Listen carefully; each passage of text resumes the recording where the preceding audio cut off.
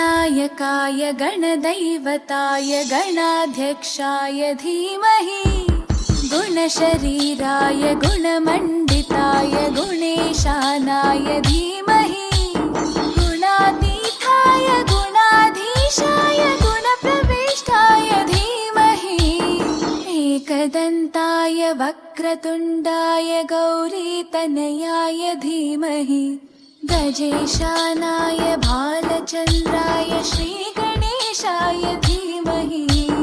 एकदन्ताय वक्रतुण्डाय गौरीतनयाय धीमहि